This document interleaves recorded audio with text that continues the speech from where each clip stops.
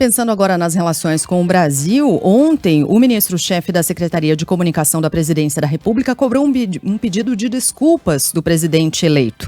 Segundo Paulo Pimenta, Milei ofendeu o presidente Lula de forma gratuita, diz que a situação precisa ser resolvida para que uma relação entre os dois seja estabelecida. A princípio, Lula não deve ir a Buenos Aires e o Brasil deverá ser representado oficialmente por um integrante da diplomacia, isso na posse de 10 de dezembro. Durante a campanha, Milei chamou Lula de comunista e corrupto num programa de TV. Quem deve comparecer à posse do argentino é o ex-presidente Jair Bolsonaro, que foi convidado. Os dois, ele e Milei, tiveram uma conversa por meio de uma chamada de vídeo divulgada ontem. Você tem um trabalho muito grande pela frente. Como disse na mensagem que te mandei, o trabalho vai para fora da Argentina. Você representa muito para nós, democratas, e somos amantes da liberdade. Você representa para o Brasil muita coisa, tá? E tenha certeza que tudo que for possível fazer por você estaria à sua disposição. E tenha certeza que Deus vai te iluminar, vai te proteger, você fará um bom governo para o bem dos nossos países. Estou quase torcendo para a Argentina na próxima terça-feira contra o Brasil. Professor de Relações Internacionais da Desculpa, Sheila, fui pegar de surpresa nessa, porque eu não tinha ouvido essa afirmação, não. Mas vem cá, gente, patriota, né? Tá brincando, ok, beleza, mas não é o caso. Quase torcendo pela Argentina. Outra coisa que depois a gente vai voltar na imagem, o que é aquilo ali do lado? Eu não sei se parecia uma faca, coldre de revólver. Exatamente, em cima da mesa? Isso, em cima da mesa, do lado da mão direita dele, depois a gente vai ver. Identificar o que é. Desculpa, Sheila, que eu fui surpreendida por essa coisa de torcer pra Argentina. E eu também não tinha ouvido o final dessa conversa, não, tinha ouvido o começo só. Mas, enfim, o professor de Relações Internacionais da Universidade Estadual do Rio de Janeiro, Paulo Velasco, expressa preocupação com as relações entre Brasil e Argentina no futuro. Ressalta, no entanto, que os interesses dos dois países, devem estar acima de paixões individuais. A região como um todo depende de um bom diálogo, de uma relação profícua, saudável, cooperativa entre esses dois importantíssimos países na região.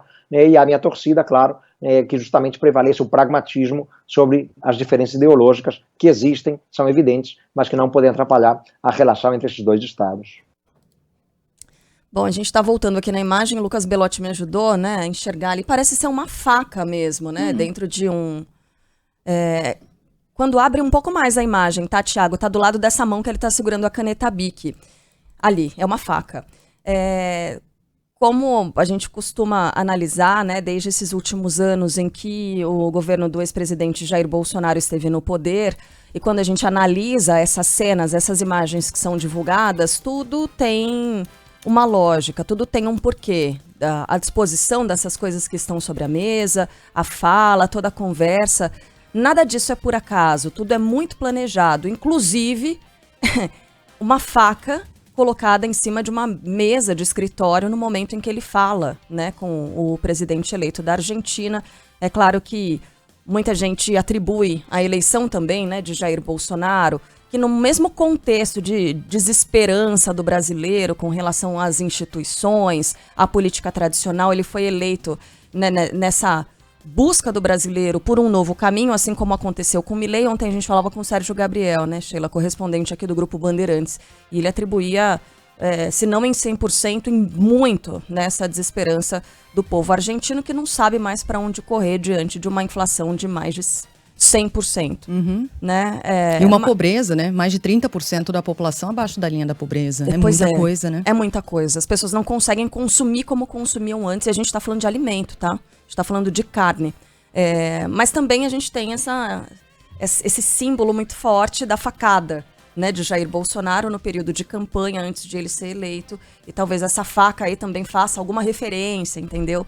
A perseguições, que ele considera sofrer ao longo de toda a vida dele, de toda a carreira política. Mas é importante a gente sempre ter em mente isso aí, que tudo que está colocado ali, toda a disposição das coisas, tudo isso tem lógica, tudo isso tem método.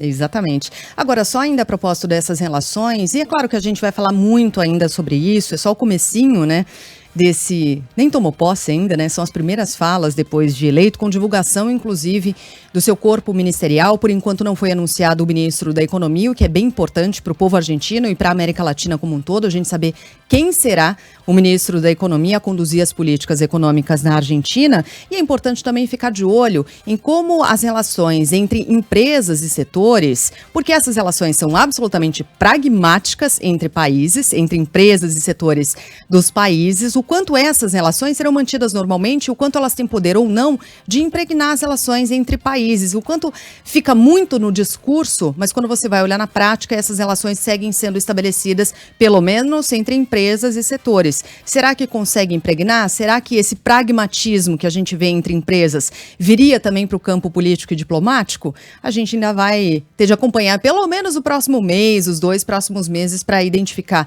a formação desse governo e as primeiras medidas ao longo de 2024.